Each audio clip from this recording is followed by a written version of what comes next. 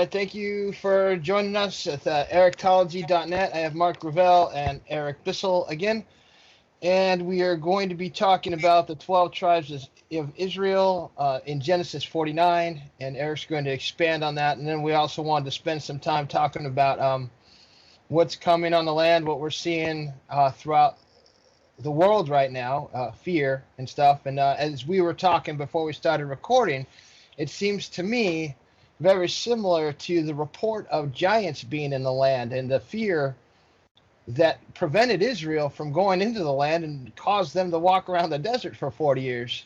They're giants and we're like grasshoppers next to them. And this is the thought that we need to no longer have. We can't be afraid. Our Father's in charge, and He told us that He was going to get us through this. The obedient are going through this. We are going to get through it. So I'm going to turn it over to Eric, and we'll have a nice little discussion about this and see if we can't get some things figured out so that we're not afraid. One of the subjects we talked about last week when we were talking about Ezekiel 37, we brought up Micah. We didn't spend much time, but I did quote from one particular verse here, Micah chapter 4, verse 5. For all the people will go forth, each man in the name of his God, but we go forth with the name of Yahuwah Eloheinu, our Elohim, forever and ever. And that's the forever and ever is where I said that could be translated as whether we are right or wrong, even if we are doing injustice or doing wrongly, the way that Yahuwah deals with us and works things out will be the witness and testimony, similar to what He did for Pharaoh. He hardened Pharaoh's neck, stiffened his neck, as it were, took Pharaoh's natural personal disposition and amplified it, and used the demise of Pharaoh, the Sea of Reeds, the Yom Suf, Sea of Reeds or Red Sea, Yom Suf. The word Suf is where you get Joseph, Yosef, Sif, Suf, Sef,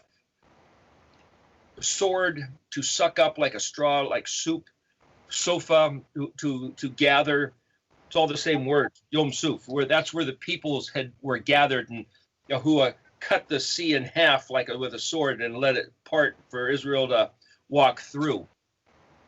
If I can interrupt for a minute, maybe you could explain the word mayim, which is the word for water, which is the sea, and in the middle of both mems, which represent water, the water of the womb, the womb and the water in the womb, is the hand that's separated.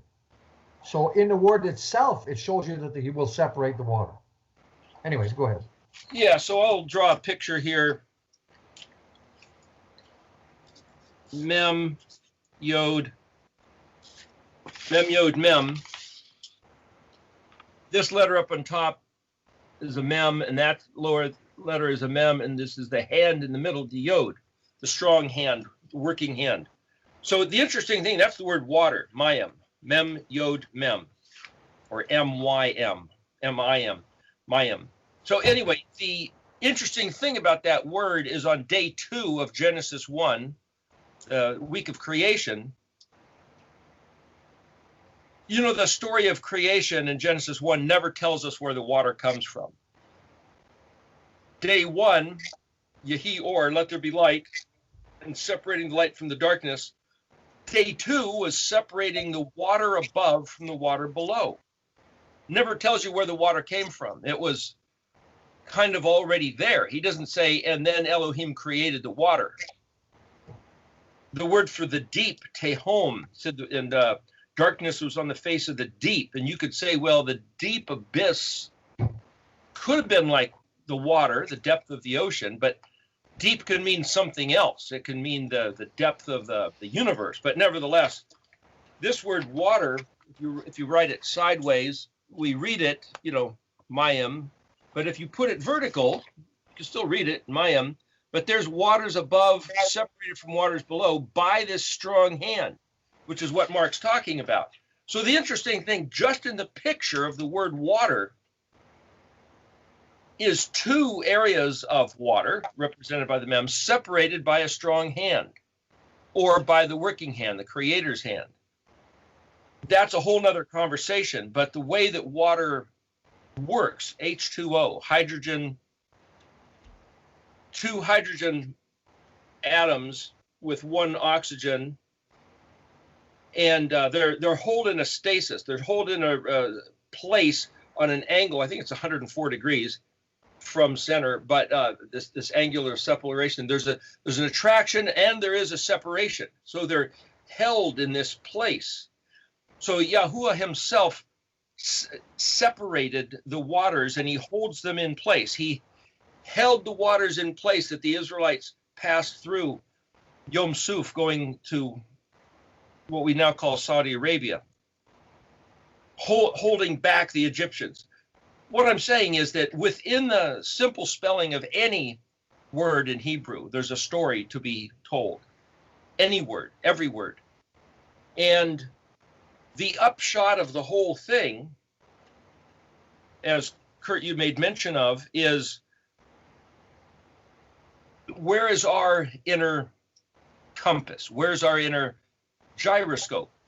So there's this concept of the gyroscope being this wheel that spins and it's got a vertical axis and it holds itself stabilized.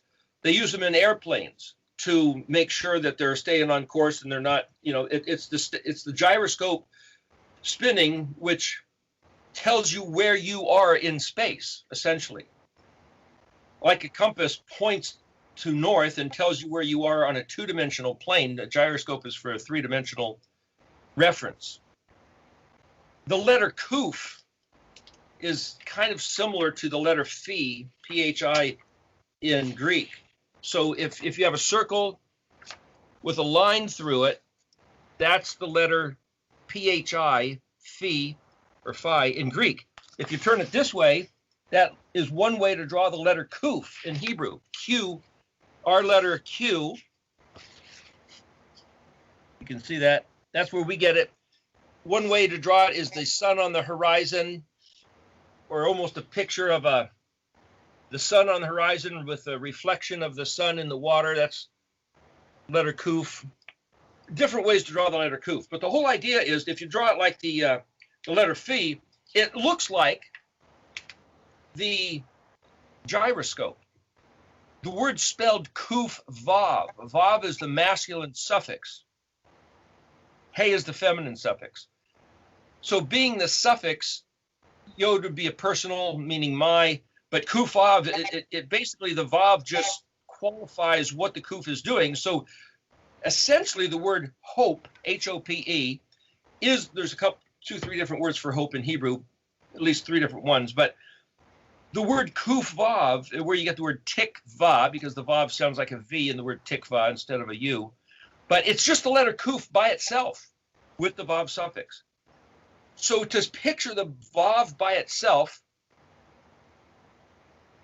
and say that is our hope, it's a picture of our hope. Well, what does that mean? It's a picture of a string under tension. By the way, Mark's picture dropped off here. I still got There you go.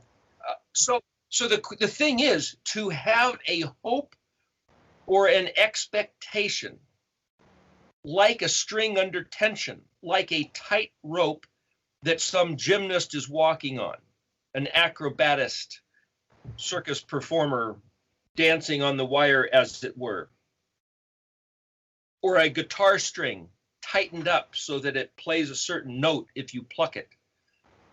That is literally the physical picture of the letter Kuf. The letter Kuf means the back of the head, or the word Kof, Kufav Pei, is a monkey.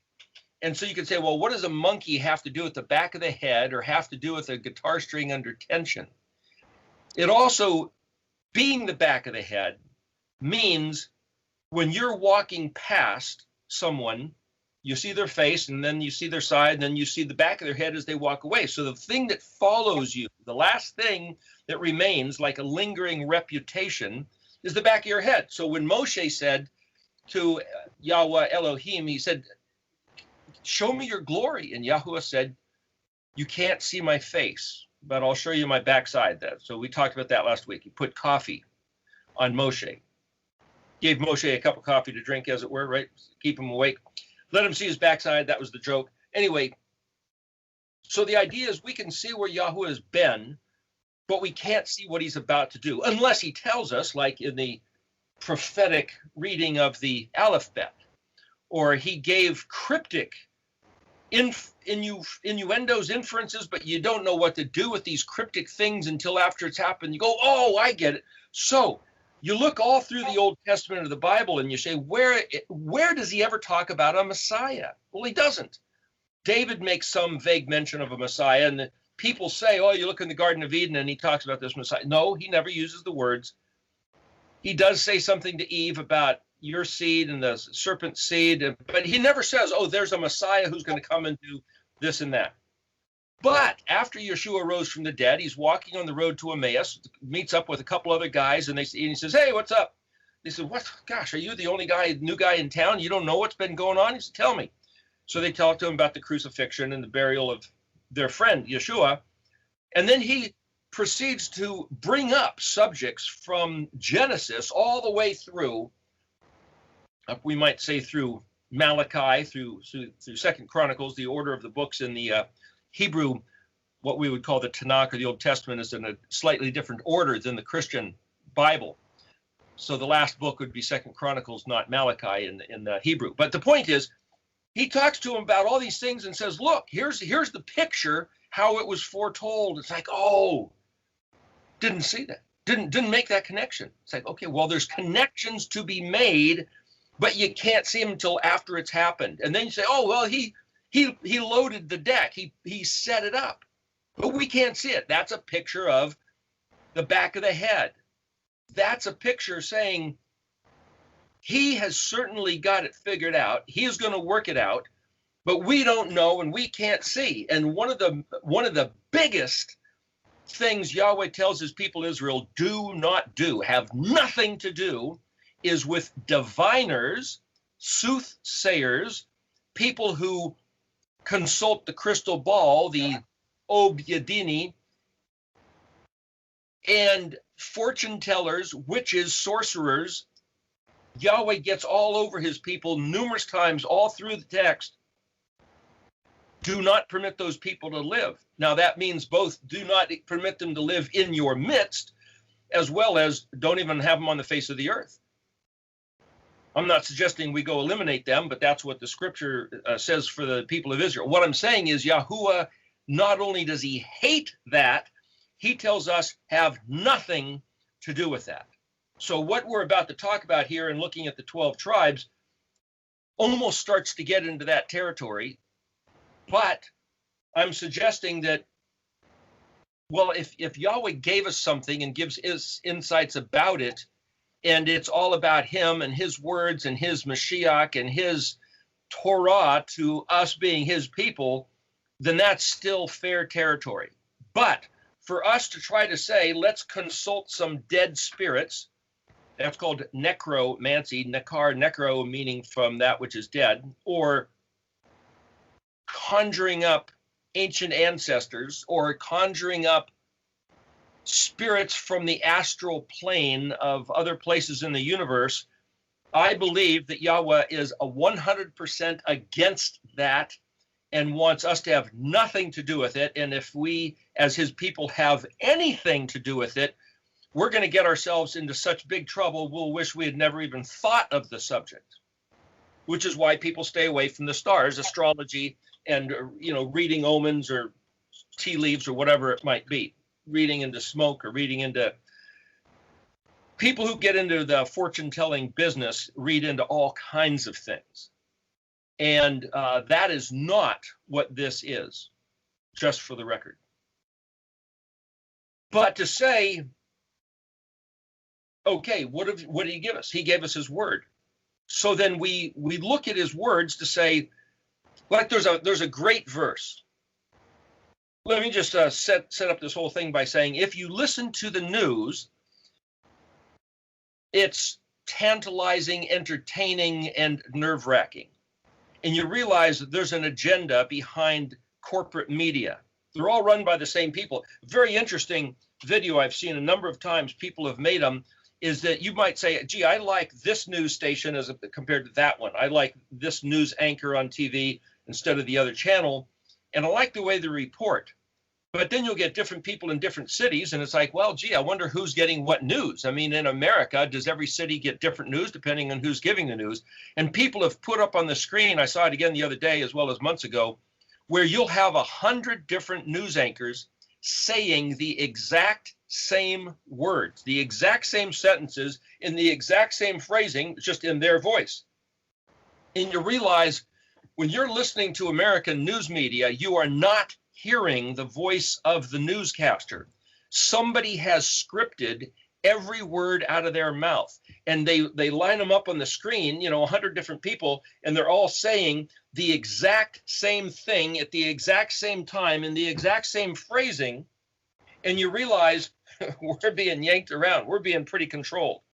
Hi, I'm Fox San Antonio's Jessica Headley. And I'm Ryan Wolf. Our greatest responsibility is to serve our Treasure Valley communities, the El Paso, Las Cruces communities, Eastern Iowa communities, Mid-Michigan communities. We are extremely proud of the quality, balanced journalism that CBS 4 News produces. But we are concerned about trouble and trending irresponsible, one-sided news stories plaguing our country. The sharing of biased and false news has become all too common on social media. More alarming, some media outlets publish these same fake stories without checking facts first. The sharing of biased and false news has become all too common on social media. More alarming, some media outlets publish these same fake stories without checking facts first. Unfortunately, some members of the media use their platforms to push their own personal bias and agenda to control exactly what people think. And this is extremely dangerous to our democracy. this is extremely dangerous to our democracy. This is extremely dangerous to our democracy. This is extremely dangerous to our democracy. This is extremely dangerous to our democracy. This is extremely dangerous to our democracy. This is extremely dangerous to our democracy. This is extremely dangerous to our democracy. This is extremely dangerous to our democracy. This is extremely dangerous to our democracy. This is extremely dangerous to our democracy. This is extremely dangerous to our democracy. This is extremely dangerous to our democracy. Well, if you listen to that voice, those voices, you're going to be manipulated. Your mind will be affected. And then your countenance, your disposition, and even your relationship with Elohim is going to be Compromised. I might say, what's that? It'll be compromised. It'll be compromised. I was going to say it will be suffering a sort of abuse. The only way to maintain sanity and to hold on to a kavah, the tikva, the hope that is set before us, that Yahuwah in his words has given us, that kuf vav, kuf as the letter Q, not K, that's kaf. Kuf and kaf are two different letters. The only way to maintain the kuf view, the sun on the horizon as it's drawn, or the back of the head, the long reach of the monkey, like what do monkeys do? They swing through the trees, they'll reach their hand out and they'll grab a hold of that branch or their tail on this other. It's like, boy, those guys can really have a long reach. So that's what I picture seeing the kuf. The sun on the horizon, the wake of a ship on the sea, the trail of footprints in the sand that somebody has walked by. These are all kuf pictures. And there's something about that long reference of what Yahweh promised he would do for us from the ancient past is where we find our hope. So even though we don't see it coming, we look at the story of the past. So when we talk about Yahuwah in Genesis 1, our Elohim is the creator of the heavens and earth. There's a word in Hebrew, kuf nun hey, kana. It's related to kuf nun aleph. Yahweh calls himself kana, Elohim kana. Kana, kuf nun aleph means jealous, zealous, and fervent. I mean, he's got a cranked up attitude about his stuff, including his passion for his people to have a heart for him and his stuff. Kuf nun hey also pronounced very similar. Instead of kaneh, it's kana, and it means creator. Not just creator, that's like Bet Resh Aleph of Genesis 1:1, the first word. But it means the one who created, thus is the possessor. In other words, it's the same word kuf nun for bird's nest. Well, who owns the bird's nest? The bird that built the bird's nest. So to build it, thus claim it as your own, is what the word kuf nun hey means. Well, if you look at the letter kuf, that's this hope. Well, nun is a suffix. Nun means to be engaged in the action of doing it. So you could say, I'm engaged in the action of building it. It makes it mine. I'm in the action of sustaining it. That makes it mine. So this word for hope, why is the bird building a nest? Well, because it hopes to live in it. It hopes to raise its young in it. So for us to say we believe that Yahuwah, our Elohim, is the maker and the sustainer of heaven and earth. Okay, well, the bird's nest isn't a citadel necessarily with walls that are impenetrable. We could say, well, gee, a bird's nest is rather vulnerable. Even an osprey nest on the top of a telephone pole out in the middle of a lake, it's vulnerable to somebody, a little radio-controlled drone or other flying birds. It's out of reach of animals and most men and the fish, open to the element. What I'm saying is, even a bird's nest is vulnerable, but then the bird that built it has the obligation of protecting it. So what I'm saying is that this concept of Yahweh is our Elohim, we're not without adversaries. We're not without potential harm or potential harassment or potential threats, as we pictured King Kong pounding his chest or Goliath raging and saying what he's about to do to the armies of Israel. What Sennacherib, the Assyrian general, said to Hezekiah, he said, look, do you think that any man of any of the cities that I just conquered, and there was hundreds of them, do you think that any one of them did not call out to his God to save him? And look, I've got their heads on a rope here. I've conquered them all. I've taken them. Their gods were nothing before me. And Hezekiah took those words, laid them out in front of Yahuwah and said, Yahweh, we call upon you. You're our Elohim, and that's all we've got. Yeah, we've got some men with pointed sticks, and we can maybe protect ourselves against one or two of these hosts, but it's not about the pointed sticks. It's not about our bullets and planes. It's about we have Yahweh, and that's all. But he is the creator of the heavens and the earth, and he sustains its endurance as he has interest, and he promised us in his Torah that he would be our defense, our refuge, our shield, our champion, our defender, and the offensive forces against all of our enemy. But he also said, I'm going to make you guys look vulnerable. Gee, thanks a lot. I'm going to make you guys look like you're abandoned and ripe for the picking. And I'm gonna bring in your enemy, and they're gonna say, where is your God? You got nothing. And like I said, we quoted last week, they're gonna say, Israel is a bunch of jerks, idiots, infidels. They've betrayed their own God, and so he's turned his back on them. We're now, let our eyes behold Zion. We're gonna come to the promised land, the cherished land, that beautiful land that was. Remember when Yahweh sent Israel in, he said it's the best land on the entire planet. The only reason it looks like a dried up, rotten desert shriveled right now is because Israel, our forefathers, polluted the land with their lack of kuf.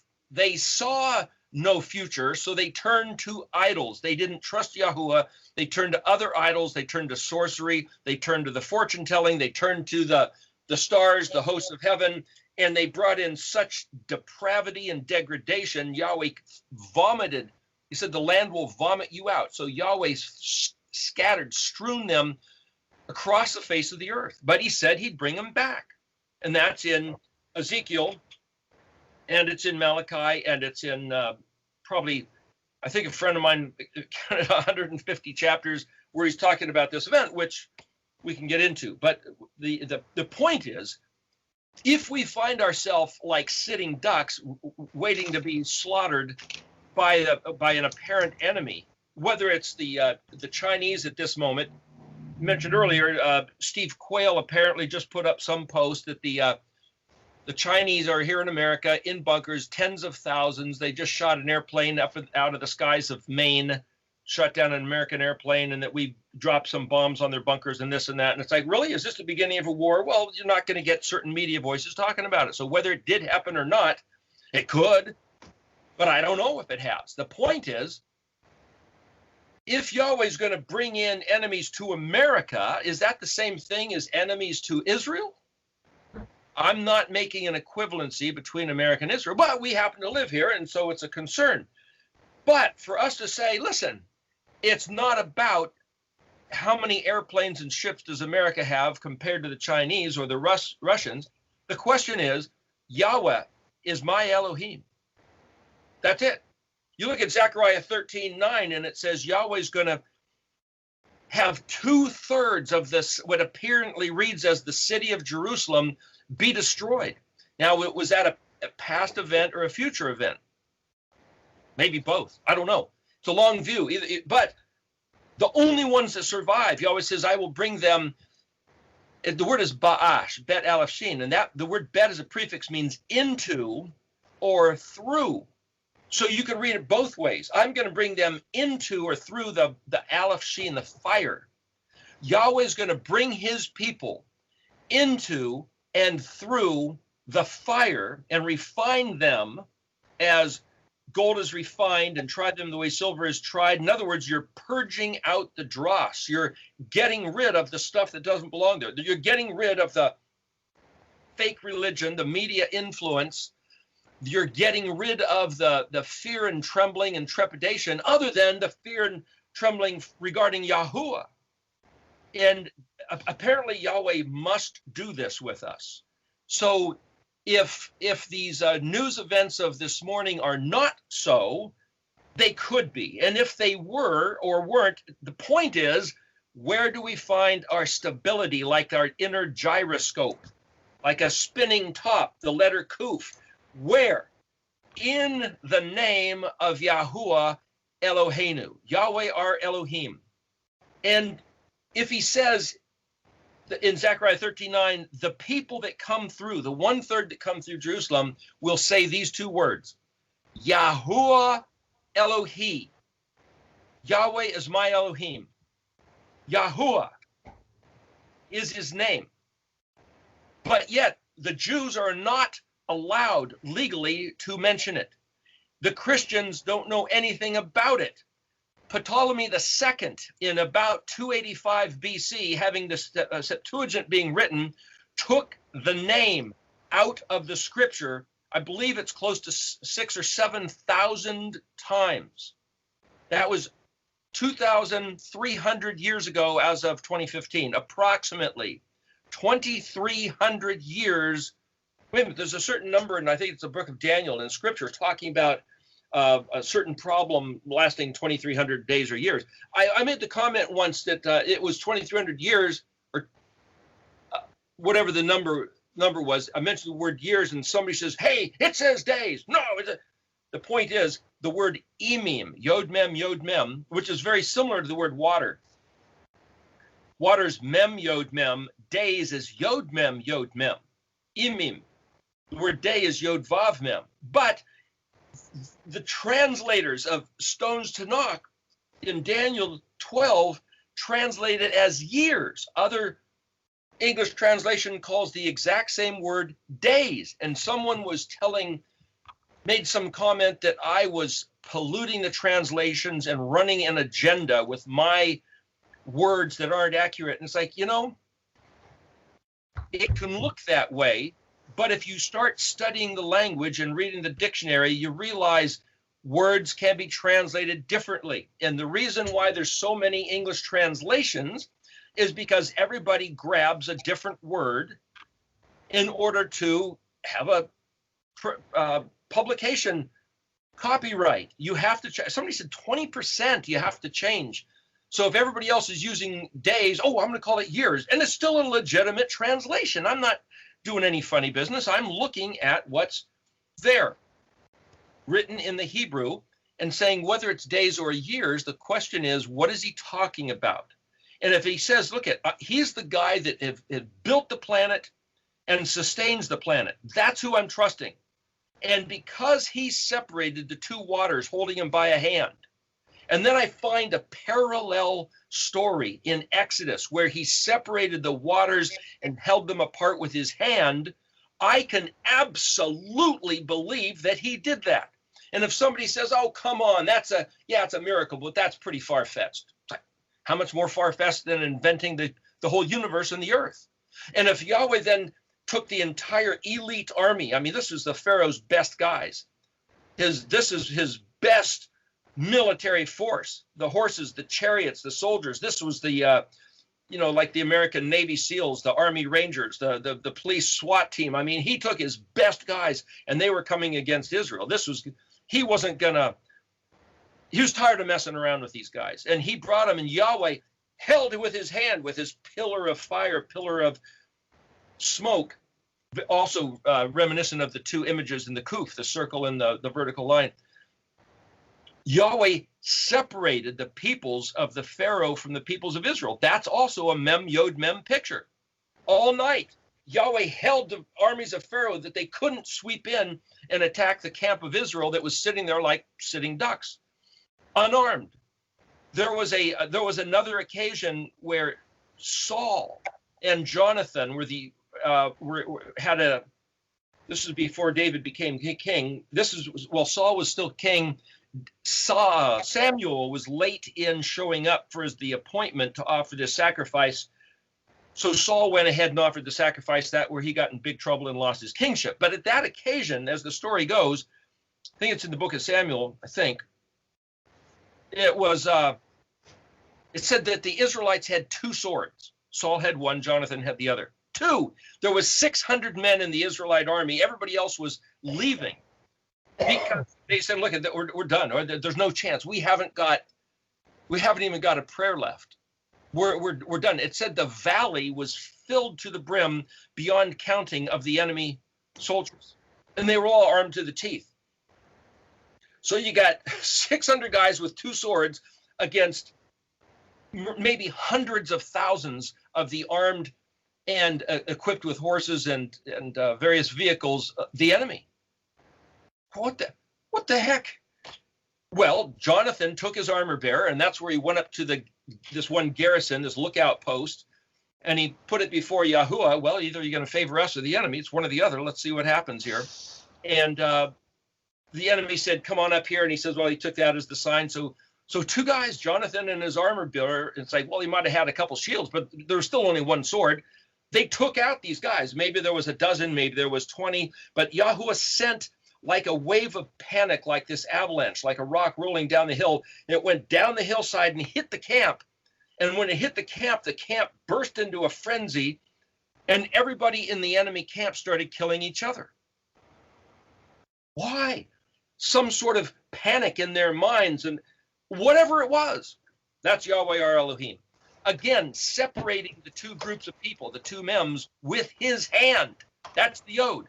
So I can sit here and just look at this word, Mem Yod Mem, and what comes to mind is numerous stories of Yahweh making the separation between peoples. Another time, 185,000 Assyrians, the northern Assyria, woke up dead in the morning. They were there partying the night before, and that morning, 185,000 choice battle-seasoned troops were dead. There was another time the Israelites sent out their army to the battle, and it's like, well, here we go. And they sent out singers. And they were singing, Hodu la Yahweh ki tov, ki le'olam chazdo. As they went through the valley, when they broke out into the battlefield, the enemy was gone. The enemy had turned and run or were dead. And Yahuwah had struck them down. This concept of trusting in Yahuwah in his name is what it's all about. For Ptolemy II to eradicate the name has put Yahweh's people, I believe, at a disadvantage ever since. So here we are over the last 2,300 years. And before that, the people had already turned their back on Yahweh, which is why the enemy came in and took them over anyway. The days of Nebuchadnezzar and Media Persia, Greece and Rome. So where we are here at 2020, well, ever since 2010 we started talking about this stuff, is bringing back his name. And his name is not a secret utterance like some sort of sorcery. It's not a talisman, but there's something about the name that Yahuwah himself gave us. And for the Jews to say to their people, if you mention the name, you could be put to death or certainly kicked out. And for the Christians to say, oh, he knows my heart, it doesn't matter what his name is. That's not what he thinks. He said, or my favorite is, I'm not a sacred namer, as if it matters to you. Okay, so what I'm saying is we are, if not now, we are potentially, even going into 2021, and not just America, but around the world, we are potentially at risk of a world war, of a Holocaust, of certainly civil wars, of somebody trying to take over the world with the global reset of the economy, whatever that looks like. And what I'm saying is the only weapon we have in our arsenal is the name of Yahuwah. That's one. And two, the tikvah, the kavah, the hope, the trust, the expectation that he gave us. That's it. That's our two swords. His name and trusting that what he said is true. And there's something about having the active hope, the active trust, not the intrepidation. No, I hope it's true. I hope it's true. No, it's like the absolute confidence. And that's where we need to exercise the same way that a football player exercises clashing against the other team, or the basketball player exercises shooting the basket. We need to exercise our confidence in his name by reading the stories and realizing that mem yod mem as a word means that Yahuwah himself separates. Mem is water, but mem also speaks of the word for peoples. Ayin mem and aleph mem, both pronounced m or cham, both are the word for people. Mem represents nations. You could say in some sort of prophetic Book of Revelation talk, Book of Daniel sort of talk. That's what people say. Mem represents people and nations. And they're separated by the hand of Yod. Yahweh says to Israel, Book of Leviticus especially, he said, I am Kadosh, therefore you will be Kadosh. You will be my people like me. And he's going to separate the peoples that are not his people from the people that are his people. He says, you will not eat certain foods, because if you eat those foods, it'll abominate you. And right at the top of the list in our culture is pork. He said, do not eat the pork. Do not eat scavenger birds, scavenger animals, scavenger sea fish, sea life. Don't eat it. He also said, do not do certain behaviors, including witchcraft and sorcery, because if you do, it'll separate you from being my people. Now, does that mean if someone slips bacon into your hamburger or cooks it in bacon grease, you're not going to be Yahweh's people? I didn't say that. Neither did he. But he did say if you abominate yourself, you're not going to be fit. Were you about to say something, Mark? Yeah. Now I've forgotten, so go ahead. Oh, sorry. The point is, the reason why we don't eat pork, the reason why we, don't eat sturgeon and catfish is because Yahweh said, I want you to be like me. I want you to be fit mentally and physically, psychologically. And I want you to be able to sustain the hope of my words.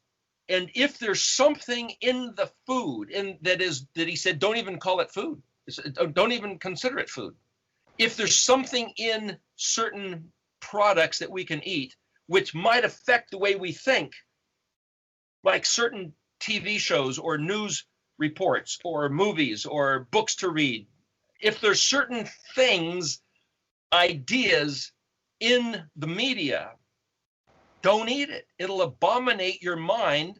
And the objective here is for us to stay as fit and resilient, capable, full of vitality as possible. And we could say, well, look at, just ask and pray and believe. Okay, that's like me saying, yeah, I want to play football, but I'm going to not exercise and I'm going to drink soda pop and eat candy and watch TV with my feet up and expect to play. And it's like, well, if you're playing a bunch of little kids, yeah, you could kind of play against them, I suppose. But if you're going to get out on the scrimmage field or play hockey or some other challenging physical sport, no, you better train. You better be fit. You better eat and drink and think and run and be diligent. Get your body in shape. And so what I'm saying is that when Yahuwah says to his people, yeah, I'll do it for you, I will conquer your enemies. Remember when Gideon went out to do the battle against the enemy, Yahweh says, nah, there's too many guys. Anybody that just got married or anybody that is afraid, send them home. And he said, yeah, there's still too many guys. So we whittled it down to 300. You know, those who kneeled down and cupped water with their hand. Okay, let's bring those guys. In other words, Yahweh picked a certain elite group based on their mentality. Based on their mentality. So Yahweh is making a distinction in his people between those who have the mental frame of mind to be diligent and to really engage. And yeah, he could do it by himself, but we have to read these stories and say, what's his protocol? How does he do stuff, and who does he want us to be? Yeah, we have to trust him. Like I've heard it said, pray like it's all up to him, and then work like it's all up to us. Be diligent. Be attentive. Wake up. Grab a hold. Woo, be on. It's like, wow, where is it? Well, it's not this one or that one or somewhere in the middle. It's both.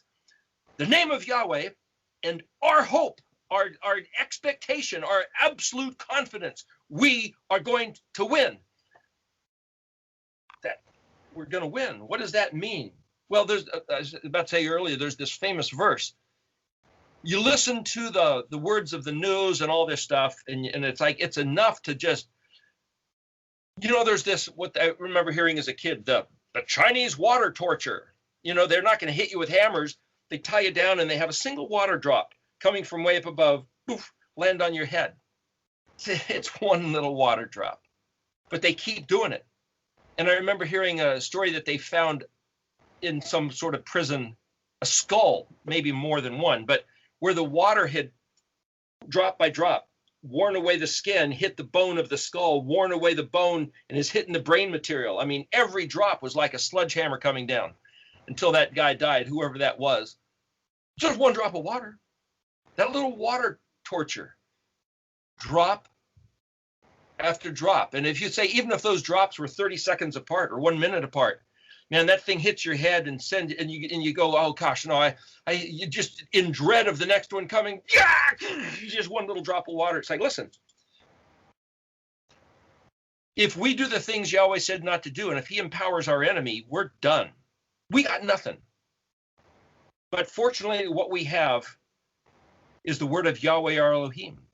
In the same way that you can be tortured and destroyed one drop at a time by our enemies using the media and fear tactic stories to get into our heads, you can read the word of Yahweh our Elohim letter by letter, word by word, story by story, and have it be a building positive effect if we trust what Yahweh said, period. So you read these stories, you listen to the news media, and drop by drop, it destroys your brain, destroys your mind, destroys your hope, and you're left with fear and terror. And it's part of the curse of Leviticus 26, Deuteronomy 28, where he says, you guys will hear the sound of a rustling leaf and pick up and run in terror. The sound of a rustling leaf. That's part of the curse, and it's happening. When Yeshua said, come to me, all you who are heavy laden, all you who are pressed and oppressed and compromised and pounded and battered by the circumstances, and I will give you rest. I will give you rest. What does that mean? How do you come to him? So he's not here physically, so you have to close your eyes and mentally picture him being here that you can come to him. And there's a song I heard on the radio the other day, set all your troubles at the foot of the cross. How do you do that? You have to picture it in your mind and place them at the foot of the cross. How do you do that? Well, if you have a preacher, he can help you, he can guide you, he can counsel you, but it all has to be in your imagination. Now let's turn it into Hebrew. If Yeshua said, come to me, if you guys are all being kicked around by these news stories, the Nephilim, the space aliens, the giants, the Chinese, the American, the Ruskies, the British, the Spanish, the French, gosh. And I will give you Shabbat. The word rest is Shin Bet Tav. Shin Bet literally is the one who returns, sits, and dwells. That's what it means, to return. Shin Bet was also the word for old man. What's that? One who returns, comes back around. Every time like the people who picture the earth going around the sun, that's the annual cycle. If that's the way the universe is set up, who knows anymore? But the point is, the idea of the annual recurrence, one who comes back around as an old man. So how many times have you made the trip around the sun? But if you look at Shin Bet Tav, Tav is the suffix, so Shin Bet is the root word. But Shin can be a prefix, means that which belongs to, and then you have Bet Tav. That's the word. Well, Bet Tav, Bat, is the word for daughter. And the letter Shin is the monogram, the one letter representing El Shaddai. Shaddai, Shangdi, or something like that, is the ancient Chinese name for the deity. Apparently, it's the same guy. It's translated Almighty or the Breasted One. I think that's where the people in India get this one deity figure with hundreds or thousands of female breasts to nurture and provide the various provisions for anyone who is in need. So El Shaddai is known as the provider of all benefits, the purveyor of all assets, or the destroyer of all opposition, the Almighty, the all-powerful, Shaddai, represented by the letter Shin. So that which is provided, or that which belongs to Bet Tav, is the word for daughter. So you could read Shabbat as El Shaddai's daughter.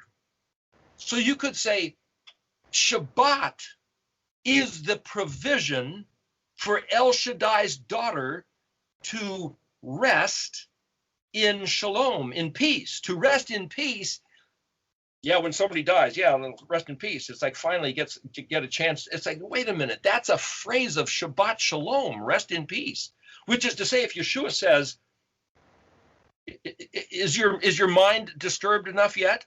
You need it to be disturbed a little bit more before you'll come to me. And if you come to me, how do we lay our troubles at the foot of the cross? How do we find rest? Right out of the gate, it's take hold of Shabbat. It is the provision for El Shaddai's daughter. And what do you do on Shabbat? Number one, stop worrying. You have a worry coming in your head? Whoa, kick it out. I'm El Shaddai's daughter. It's not a male-female gender thing. It's you might say it's a mindset thing. He calls Israel his daughter. He calls Israel his son. He calls Israel his wife, his servant. All these things at the same time. Picturesque.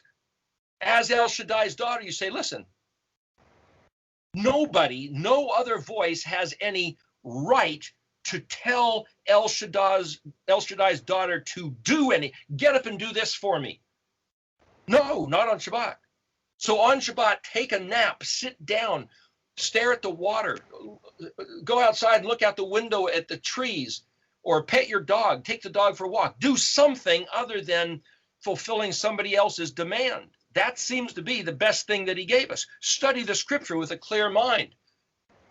Don't answer the phone. Don't read your bills that came in the mail. Something about taking hold of the peace of mind that he offers, I see as the way to exercise the offer The offer of find rest.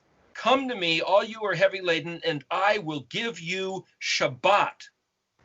Oh, thank you, Yeshua. But it's up to me. If he gives us Shabbat, it's up to me then to take it and exercise it and dwell within it. That word shin bet also again means to dwell.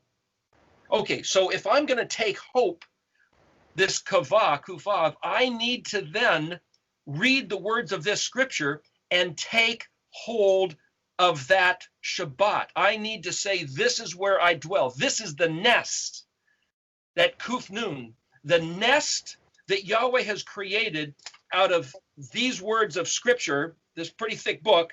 That nest is story after story, word after word, letter after letter of him saying, this is my plans for you. This is my intention. This is my heart. And for you to be my people means you need to abide, you need to shin bet in this nest that I have made with hope. Your job, your proactive, apply energy to mind, disposition, action is to trust with expectation of my deliverance and salvation, which is also then the word shua, shinayan or shinvavayan. Shinayan is actually the word for hope, salvation, deliverance. Shua, shinvavayan, it says in Klein's dictionary, is the cry for help. So I see the difference between Yahushua and Yahusha. Yahusha is Yahu's shinayan, Yahweh's provision of help. But Yahushua is, you might say, us crying out for help, for deliverance. Yahshua, Shua means please help.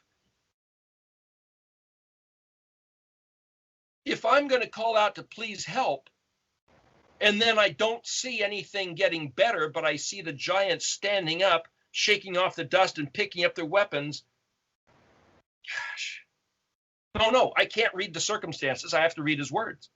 And so we read last week, and I believe it's in Ezekiel 37. Mark, you might want to say something about this. You sent that wonderful write-up that you had done about Ezekiel 37 and talking about how Yahweh is going to gather the nations against his people to wipe them out, though they think they're going to wipe out us. You want to go on about that? You know what I'm referring to? Yeah, it's where if you take the two sticks, you see that one says for the sons of Judah, and the other one says for the sons of anyways, and you put them together, you can see that in the Hebrew, you end up with the Vav letters exactly where Messiah, if you put them together as a cross, you'll see that the Vav letters end up exactly where Messiah was crucified, in his wrists, where he was split on the side, where he's crucified on his toes, and so on and so forth, that he gave his life for them just to bring them back together. So the house were separated at one time after Solomon's death, and now Yahweh says in end times he's going to bring us all back together, our Jewish brothers and ourselves. Everyone will be able to see the truth, whose eyes have been opened. And the only way to do that is to start with the Sabbath, because that's the doorway into understanding all of the rest of Scripture. Go ahead. There was in Micah,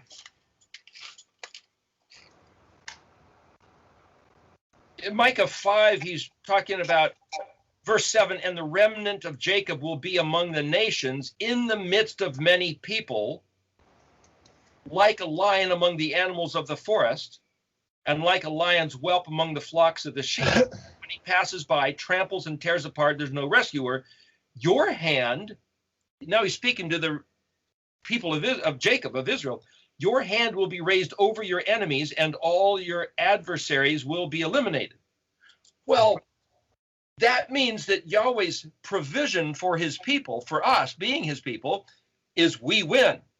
That's the promise. Yahweh's going to eliminate our adversaries. Yeah, but look at, there's adversaries. He goes on to say, it'll be on that day, that's verse 9 of Micah 5, Nam Yahweh, word of Yahweh, I will eliminate your horses from your midst, and I will destroy your chariots. So Yahweh is going to get away of our military forces. I will eliminate the walled cities from your land. I will tear down all your fortifications. So he's gonna take away everything we trust in other than just trusting in him. Imagine that. I will eliminate witchcraft from your domain. There'll be no diviners among you. I will eliminate your graven idols and your pillars from your midst, and you will no longer prostrate yourselves to your own handiwork. I will uproot your Asherah, and again, Asherah is where we get the word Easter or Ishtar. Same root. Somebody online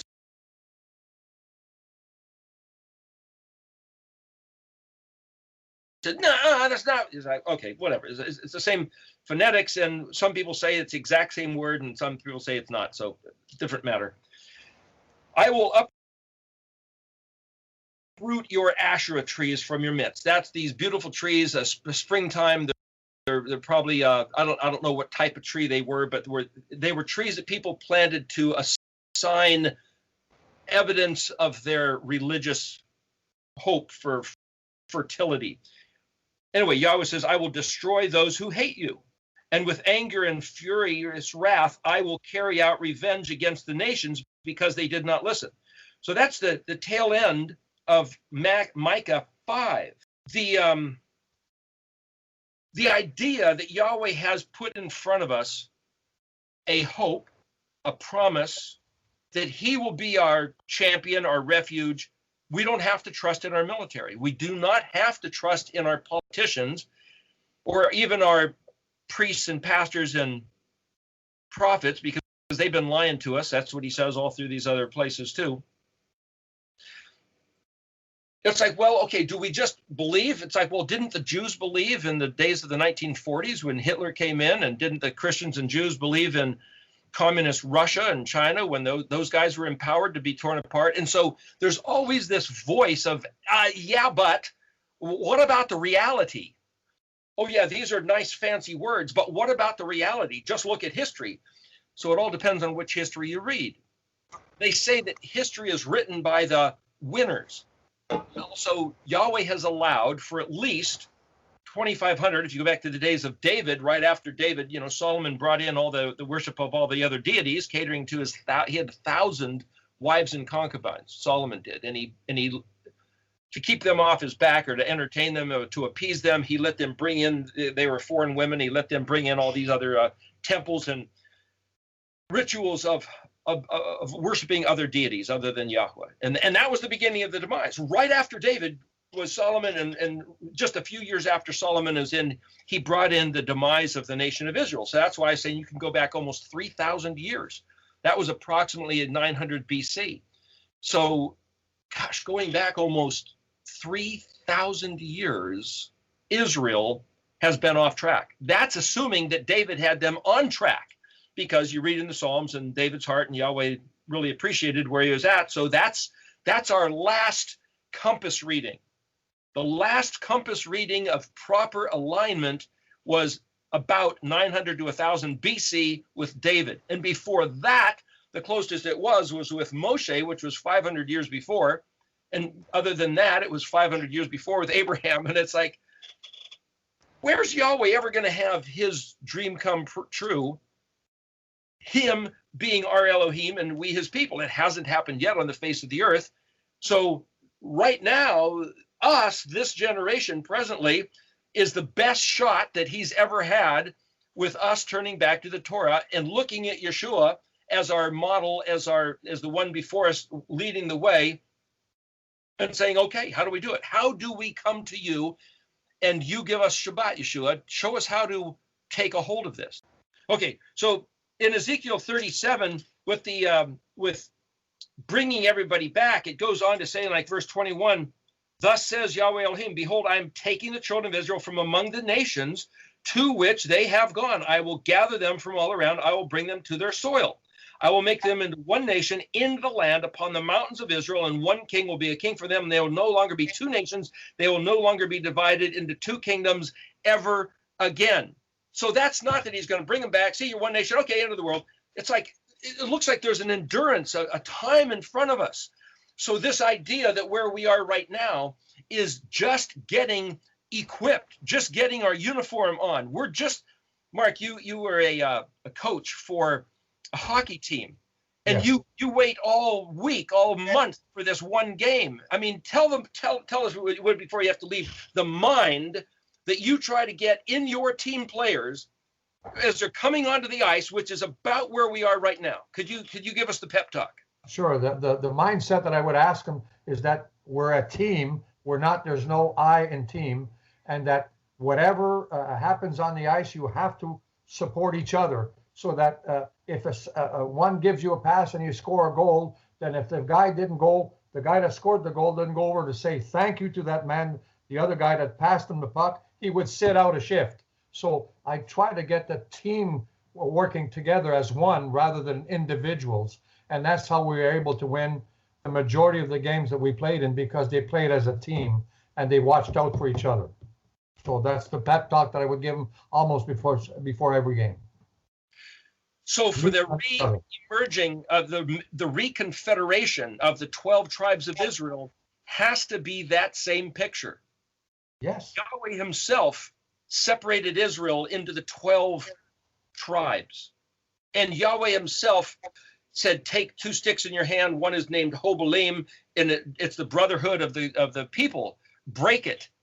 But what I'm saying, Yahweh himself broke the brotherhood between the nation, the tribes of Israel, and Yahweh himself in Ezekiel 37 will bring them back together. It's Yahweh's interest. He is the maker and sustainer. This is his game. This is his team. This is all his program. You know, also retain that mind. In Acts, the first chapter of Acts, the disciples, the first thing they ask Yeshua is, are you now going to unite the tribes? We've been waiting, our people have been waiting for this for centuries, you know, and it's just getting started. So it's just getting started. To think that he brought us here and, end of the world, rapture, okay, we're out of here. Whoo, boy. It's like, wait a minute, Mark, what happened? How would your team feel if they've been training and getting ready, and all of a sudden you roll out on the ice and the other team is on there on the other side, and all of a sudden the announcer says, hey, we decided to call off the game. We're automatically going to let Mark's team, we'll put it down on the record book that they won, but the other team is they're all sick. They have to go home. They all have the virus. And so that's it. Would you guys be happy about that? Absolutely not. To give you an example, when the kids were little, when I started coaching my kids, they were just the first time, I think 6 or 7 years old. They would separate the ice in 2 pieces so we could have actually 2 games going on. So what I would tell my goaltender is that, you know, the kids are coming, they can't raise the puck. So I would just tell them, get down on your knees and put your hockey stick, the goalie stick, which is thicker than the others, and put it down on the ice. After the game, the coach on the other side said, you cheated. And that's why you won. I says, well, now all the fans are around and the parents, and I say, is winning that important to you? He says, yeah, you cheated, you won. I said, okay, you won. And he didn't know what to say, and all the people started laughing because these are kids coming off the ice. Did we win, coach? They didn't even know if they won, right? But it was so important to the coach saying that he cheated. So I said, okay, you want to win, you win. And we walked off the ice, and the guy's there with his mouth open, and everybody laughing at him. You know, it's because it was more important to him than it was to the kids that his side win, rather than having the game for the kids. Just let them have fun. Anyway. So what I'm saying is there's something about this challenge that when we look at bullets may be flying, shrapnel from missiles, you know, ripping human bodies apart, and people losing their loved ones, and it's like destroying the thing you just spent 50 years building your house and your economy, and it's like, whoa, wait a minute. There's something about life on the planet Earth, which includes all of this stuff. When Yahweh built this planet and designed human physicality and human mind, it included economics and warfare. I mean, look at the statue that we talked about in Daniel 2, the head of gold, the intellect of the mind, the arms of economy and military, then the culture of the Greek, and then the stabilized these pillars of the legs. It's like Yahweh designed this. The devil didn't design anything. Yahweh designed it. He wants us to engage this game. And if we were to say, okay, Yahweh wins, no, he wants to see somehow he wants this conflict. He wants us to see our mind against their mind. He wants to see our arms of, you guys practiced. Okay, let's play the game. This is the game. This is Yahuwah's game. And we have to be his people with absolute confidence. The culture. We all have to be Joshua's. What's that? I said we all have to be Joshua's. Joshua's and Caleb's. He wants to see us on the playing field. Yeah. This is our time. Yeah. And if this time passes, it'll go to somebody else. But it's not for us to sit back and watch movies and eat popcorn. I mean, there's nothing wrong with doing that. But what I'm saying, that's not the game. He designed this game. We are the players on the field. We are his ships on the high seas. He wants to see some sort of naval combat against all his enemies. And he's allowed those enemies to have big, fat weapons. I mean, powerful weapons.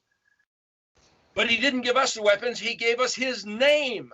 All we have is his name. Okay. And the words that are left behind, his Torah, that gives us the directions on what we are to do. And if you follow it in the manner that he said, you're going to win the game. Absolutely. Kurt, you have something to say there? Well, I mean, you and I both grew up in Southern California. Well, in Southern California, but in San Simeon, California, there's a thing called Hearst Castle. And if you've ever been on the tour and stuff, William Randolph Hearst was a newspaper man back in the 20s. And a lot of people know who he is. He made a fortune, and his whole idea was bad news sells. Yes. So when you're watching the news, realize they're selling you products, and bad news sells. They don't want to give you good news. It doesn't exist. You're right. It's called yellow journalism back then. But let me say something, Mark. I know that you have to be skedaddling in a moment, but let me bring something to bear, which just as a reference that you can maybe comment on.